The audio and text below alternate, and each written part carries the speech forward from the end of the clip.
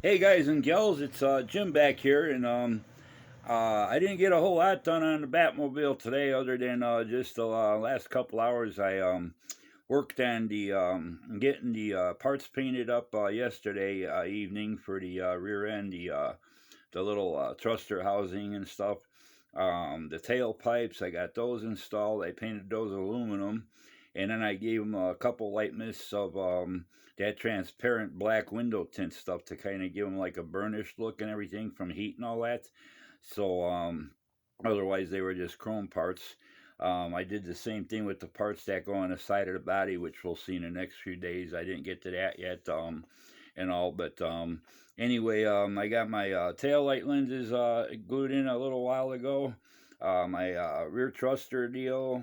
I did use fiber optics. I cut about it's 2 millimeter, about the thickness of a toothpick. Um, I drilled out the actual spots where they had like to mold it in like fake thrusters. That's what I did. I drilled out after I glued that centerpiece onto the body. I drilled through the body and that centerpiece all at once, so that way I got light passing through and stuff. But I did use fiber optics, 2 millimeter, probably about 5/16, 3/8 long to reach back to the LED in there. I blossomed the ends. Blossoming the ends is what we call it. We take the tip of the fiber optic and Bic lighter or something, any kind of lighter, and you kind of start approaching the flame with the fiber optic. You don't want to touch the flame. You start getting it close enough, and when the heat starts hitting the fiber optic at the right time, it'll it'll kind of it'll kind of spread out the end of it almost like a spherical shape and give it like an edge, and that way when you want to glue it into a hole, it's not going to fall through. Plus, it kind of spreads the light a little bit more than just a solid cut fiber. So that's what we call blossoming and stuff. Sometime I'll try to demonstrate that, or there's other guys that actually demonstrate that on the video. Um, no, if you get too close to the flame, the fiber, if the smaller diameter it is, the easier it's going to catch fire. So, you don't want to be real close to the flame. Just enough you start approaching the lighter to the fiber, or start moving the fiber close to the flame. And when you get about maybe a quarter inch, eighth inch away, depending on the size of the fiber, you'll see it. It'll kind of, it'll heat up and kind of ball out a little bit. That's what we call blossoming. So anyway, I right now for temporary, I got the flickering LED running my orange LED in the thruster. Um, it's an easy, since I didn't have an orange flickering LED, it's an easy fix. This LED pretty much basically acts like a circuit board to make that LED flicker. You can do the same thing with flashing LEDs. If you want something to flash, like say you got 10, 15 LEDs and you want them all to flash, but you don't want to mess with a circuit board. If you're not into the electronics or that, you can just pick up a flashing LED, hook it up to all the LEDs in your kit, and they'll all flash. It works that way with anything. The only thing we want to do is you want to hook up the positive. You don't want to hook this up to all your wires, otherwise all your lights, your tail lights, your headlights, everything will be flickering. But what you do, you just hook it up to that particular LED. You hook up the positive lead to the battery, hook up the negative lead to the positive lead of that LED, and it acts like a little mini circuit board and stuff. And once I get this done, it's not wired up permanent. That LED will go underneath my base, and you won't even know it's there. You won't see it. I'll cover it over with some light blocking stuff and stuff. Sometimes I just leave them out in the open and that, because you're not going to see them once it's sitting on the base. So anyway, that's what I got done. I got the fibers back there. I got my tail light lenses glued in. I just used canopy glue, just a little ring around the edge of the little countersink where they fit in and stuff. And I like these tail lights because actually, when you turn the model sideways, you can still see they're lit. Another thing I want to point out too, if you want those tail lights to be a little less bright, you can start taking a little small value resistors. Start out with the smallest value as far as ohms go, and you can add a resistor to the positive lead, and it'll dim those LEDs down and the taillights won't be as bright. If you want them even dimmer, you just keep going up in value with your resistors. The bigger the resistor, the dimmer they're going to get. But you still want to wire those LEDs up for the resistor that's going to run off of 9 volts. And then I just add a resistor into the circuit. For instance, I did that on one of my Star Trek models. I wanted certain lights to be, you know, brighter than others. So the ones I didn't want as bright, I added an extra resistor and dimmed those areas down and stuff. So you kind of get like, you know, everything's kind of even, because some LEDs are brighter depending on the color and where they're located and stuff like that. But so far it's pretty cool.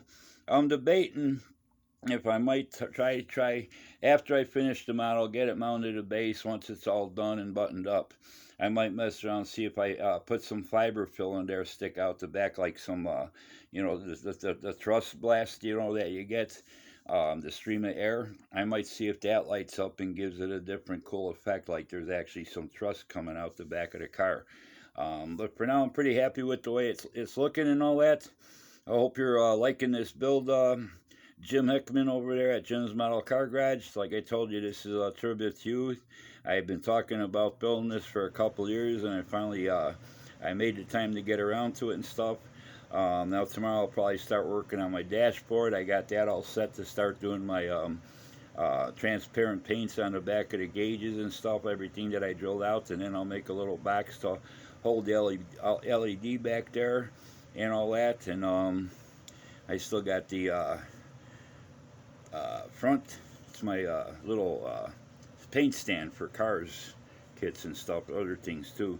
So got the headlights going on up there and all that, so she's looking pretty cool, you know. So like I said, those LEDs, those tail lights, I like the way the lenses kind of stick out, you know, out a little bit, because you can actually see them, you know, from the sides and everything too. So but you know, so far I'm liking the way it's looking and stuff and all. And this thing probably sat around for 2 years, and I was teasing Jimbo over there at Jim's Model Car Garage. I'm going to build the Batmobile and do some lighting on it just for you and all you car guys that subscribe to me. And since Jimmy's over there going through a little bit of issues and stuff, and he has some ups and downs in life, I thought this would be a perfect time and try to pick up his spirits a little bit and give him something fun to check out. So anyway,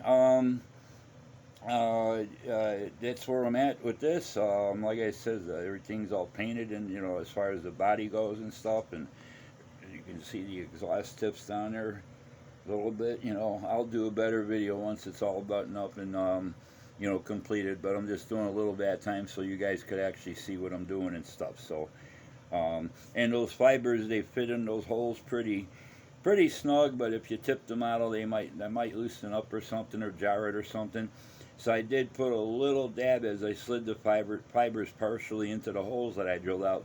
I just put a real small smear of canopy glue on them, and then I slid them all the way, and that's going to hold them in place and everything. So, yeah, I think it looks pretty cool. I hope you guys are enjoying it. I know Kenny over there at Ken's Model Shop, he's been wanting to follow along with it, because he's got one of these kits, and he thought it, you know, give him some ideas on what I'm doing and help him out. So hope this is helping you out, Kenny. And if any of you guys don't know Kenny, he's a real fantastic modeler. He does a lot of sci-fi. He does a lot of lighting and stuff like that.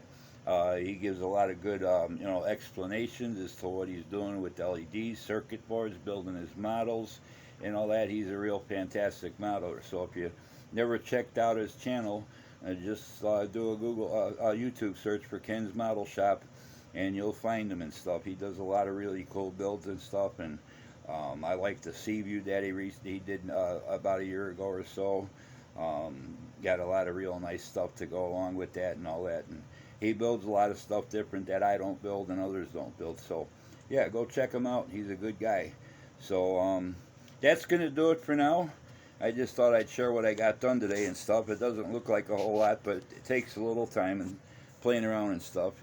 I'm going to get used to this cell phone eventually. This is one of those Samsung A21s, and it's got the 4 different cameras right up in the corner there. So as soon as you put your finger around the edge of the phone, the camera is going to pick it up. I mean, they're great cameras. You know, they got real high pixels and stuff. You know, megapixel, whatever they call them. But it's just where they put them. They're all right in the corner there, and then the flash is kind of off to the side and everything. So I got a tendency, I grab the phone by that corner or something when I switch hands, and my finger gets in the way. And I've done some pictures like that. I'm used to grabbing a camera. You know, you kind of hold it on the corners, and if you reach your finger far enough, you'll see it come into view. You know, it gets in the way. So I'm still getting used to this. I had it for about 7, 8 months and everything. It's a great phone. It's a 6.5-inch screen and all that, HD and all. It'll shoot HD videos and all. It's got the macro lens, the wide angle lens, the regular lens, does 1080 videos and all that stuff. So it's a nice phone. It's just the way they put the Samsung does the cameras. I think they do it on their flagship S21 too, the same way and stuff like that. So anyway, that's enough of that. So till the next time, I'll wish all you guys happy holidays again. And thanks for subscribing. Thanks to all my new subscribers. Thanks for hitting the like button. Thanks for all the great comments you guys been leaving me. And all that. Everybody stay safe and all that out there. You and your families take care of one another and all. And we'll be talking to you soon. Another update on the Batmobile. I'm going to keep on concentrating on this. More so than anything else, I pretty much got those 3D printed kits. Those are all out of the way. I do have a couple things that I got bases already made that I need to put the models on. Do some work on those, but I'm going to keep those off to the side till after the holidays. And I want to get this all buttoned up and finished up and stuff. It's been a long time in the wanting to build column and stuff, and I'm finally getting around to it. Once I started it, I want to get it in person. Those that orange LED with the fibers helping to bring more light out from it. It is actually orange in person. It's getting washed out by the camera. I don't know if I move back a little bit, if it'll help any, or I move up above. You can kind of see the orange glow inside that housing, that turbine part and stuff like that.